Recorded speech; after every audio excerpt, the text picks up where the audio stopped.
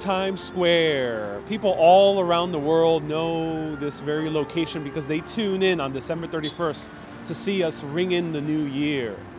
This is the location of the New Year's Eve celebration for more than 100 years. Today we're going to learn about the history of New Year's Eve here in Times Square as we walk around Times Square and head over to the building that is probably the most watched building in the entire world on that day, December 31st. I'm Ariel, I run the show called Urbanist, and let's walk around. So welcome everyone, we are here in Times Square, completely surrounded by advertisements, and this is where they have all the major celebrations, including the televised broadcasts, which you see with all the main bands and musical acts. Mariah Carey has been here many years in a row. Usually they're set up right around this area along the red steps. Now, up to 2 million people have crowded this square in order to see the ball drop. And this is one of the best perspectives to see the ball drop. So what is the ball? Right up there, you see 2020. They changed the title, the number every single year. And right above the number, we see the very beautiful glittering ball that looks like a disco ball. It's actually based on a history of telling time, especially right by commercial ports. Right underneath it, we have all these ads. It's right now a Kia commercial, a gigantic Kia commercial. But underneath it is One Times Square, and that is where our history takes place. We have to go back all the way to 1904. 1904, Times Square, definitely not surrounded by skyscrapers as it is today, and definitely not lit up. 1904, this was known as Longacre Square. It was mostly filled with a lot of horse carriages, vendors, and also horse stables. Not the ideal place to host a New Year's Eve celebration, is it? Well, downtown Manhattan was growing very, very quickly. And right here is the wishing wall. And they have all the different confetti that they're going to throw with all different wishes. So you can write your own wish over here, which is awesome. No one really wanted to build an office here. The only thing that stood aside from the horse stables and the carriage vendors was the Pabst Hotel. However, downtown Manhattan was getting crowded and crowded every single day. And what used to be Newspaper Row was getting very competitive, and they wanted, a few newspapers wanted to expand their operations. The New York Herald ended up moving up to 34th Street, along with the Tribune. The New York Times wanted to follow suit. So they decided to choose a more centralized location for the future of New York. Because while downtown Manhattan was the center of New York at that time, the subway was being built. And the subway's hub was right here at Times Square. The first line started right along Grand Central Terminal, which were only about 4 blocks away along 42nd Street, which was right down there. But the main hub was going to be built subsequently right over here. As we know, if you're a New Yorker or commuting in this area, or even a tourist going from site to site via the subway, you're most likely transferring in Times Square. So this was the perfect place. Also, the famed musical theater entrepreneur Hammerstein ended up opening up his first major theater up here. So this was also the very first signs of Broadway moving up. At first, people thought Times Square, the New York Times, was a bit foolish in moving up here. And they also had to destroy a hotel to build in this plaza right here. But nonetheless, they persisted. They wanted to expand their operations, beat the New York Herald and the Tribune to the punch. And thus, they tore down that hotel and built One Times Square. Now, the original One Times Square looked like the Flatiron, which I'll show you a photo right over here. But where does the origins of celebrating New Year's Eve come from?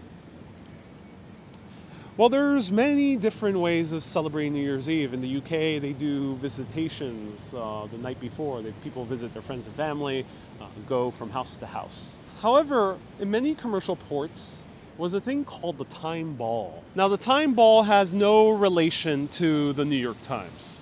It was a ball that went down usually at noon or 1 p.m. in Europe and denoted midday for the ships coming into port. In 1833, the Greenwich Observatory in London, which is known as GMT, which is like kind of the reference point for time in the world, they installed a time ball right there. And for many decades after that, time balls were necessary for telling time for many people along the waterfront.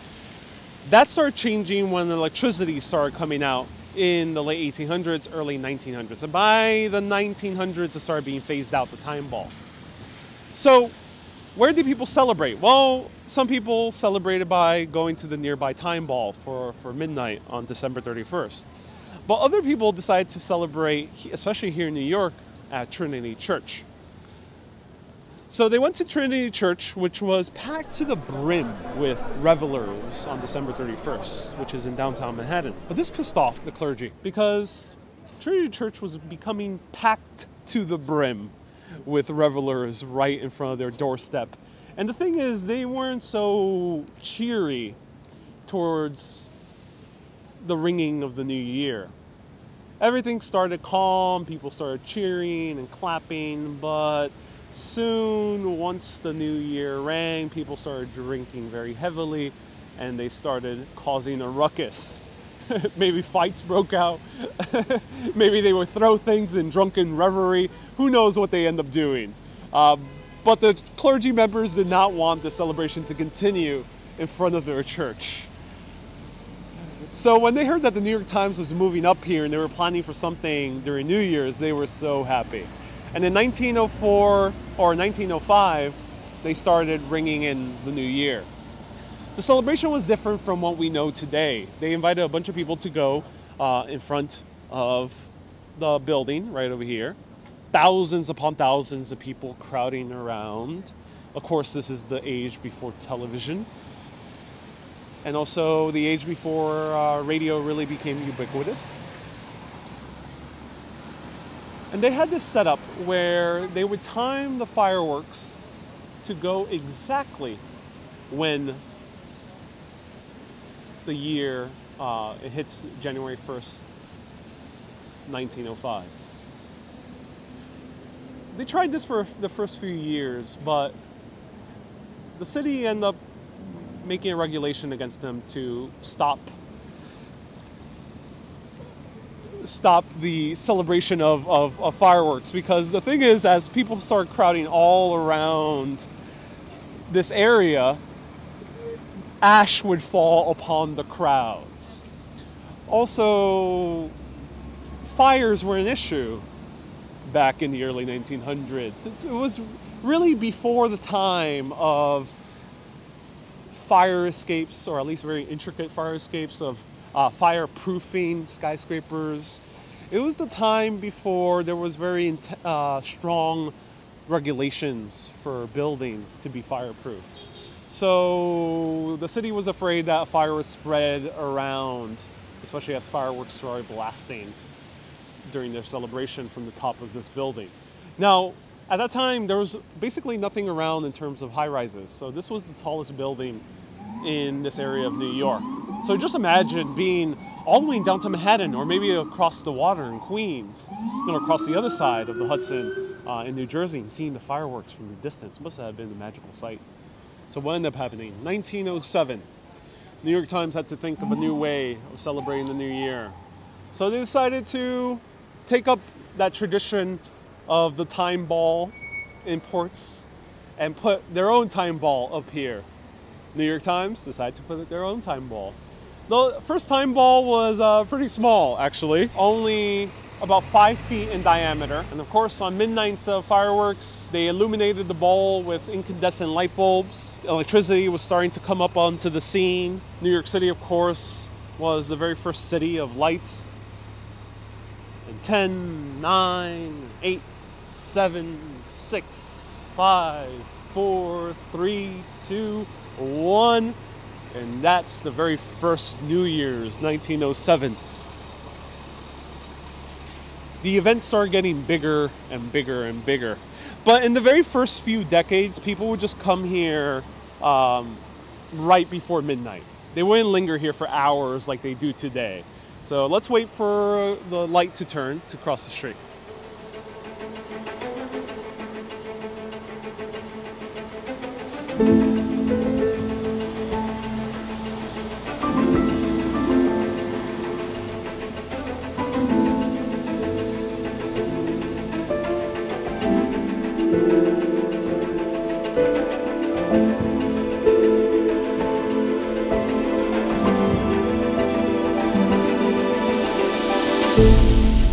So that 700-pound time ball was actually used until 1919.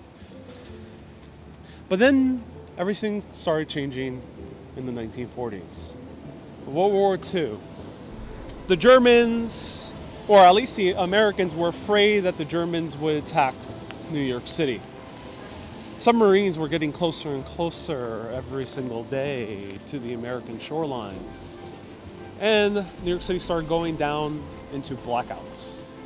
Blackouts meant that they turned off every single city street light, and they asked residents and businesses to black out their curtains so no one would see any light late at night.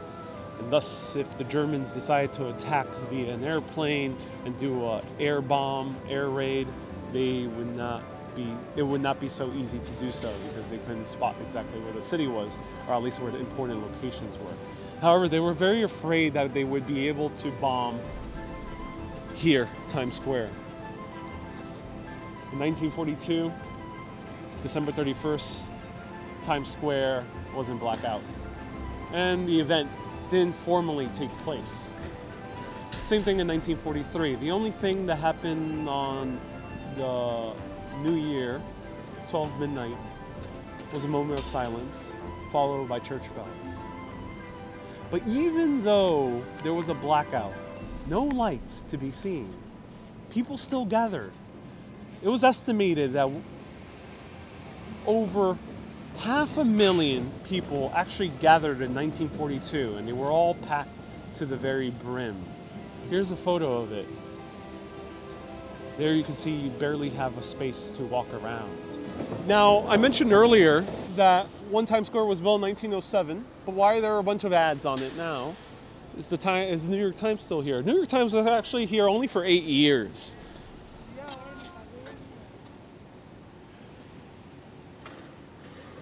And then in the 1990s, 1996, this was bought out by Lehman Brothers. It shifted from company to company. Allied Chemical bought it around the 1960s, and they actually took away all this beautiful facade that you would see with the flat iron, so very Beaux-Arts style. They took away all that facade and replaced it with kind of boring concrete and glass, which we can see here on the side, which is such a big shame. And then in 1996, Lehman Brothers bought it, and they decided, wait a minute, we can still rent out the building for tenants to be here. We can still have those tenants host New Year's Eve parties in the middle of the building. There was also a live feed camera for the Letterman show. So Letterman show shows the background of New York City, and he actually had a live feed from here, Times Square. But they said to themselves, it's more economically viable. They'll make a lot more money if they just forego having tenants and just put gigantic ads. So to this day, the only tenant of this skyscraper, 25 stories tall here in Times Square, is Walgreens, and they only own about 2 or 3 floors. The other floors are empty or used as storage. Let's zoom in.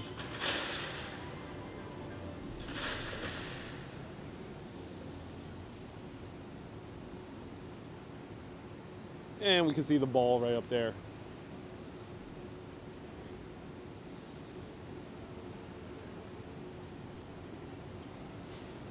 Back in the 1980s, there was a ball that was in the form of an apple. So it was the big apple drop.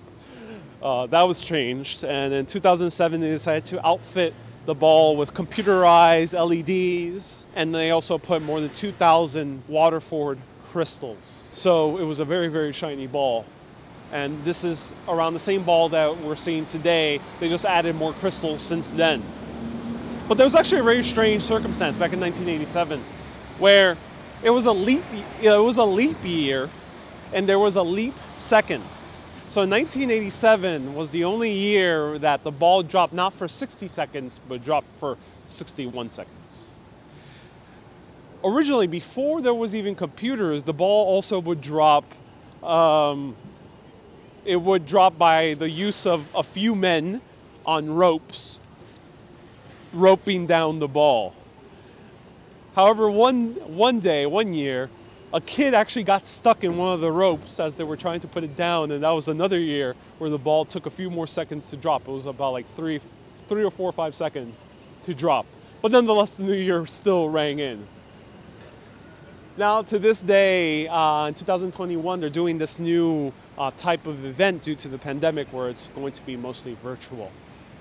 And they're going to film some of the performances ahead of time, and also they're going to do some of the performances in new innovative ways. Every New Year's, the reason it's such a big, momentous event in many parts of the world is because people see it as a fresh start, a time to start anew. And even though it's arbitrary, because New Year's, there's different New Year's in other cultures that are celebrated in different times, you know, such as Chinese New Year, which is more so around early February. And of course you have Jewish New Year's, and you have a bunch of different New Years. And even our own Western world had New Year's at different moments in time. But even though it's an arbitrary place, it's still a very necessary moment to say, this is the end of this era, and this is the beginning of this new year. So for this new year, 2021, hopefully we too can have a fresh start and ring in this new year. So I hope you get to see the ball drop in one form or the other. I'm Ariel with Urbanist. If you want to see more of my videos, just follow me on YouTube, Urbanist Exploring Cities. I explore many places all around the world. Thank you so much for watching. And as I say on my own show, keep being awesome and always keep on exploring. And have a happy, happy New Year.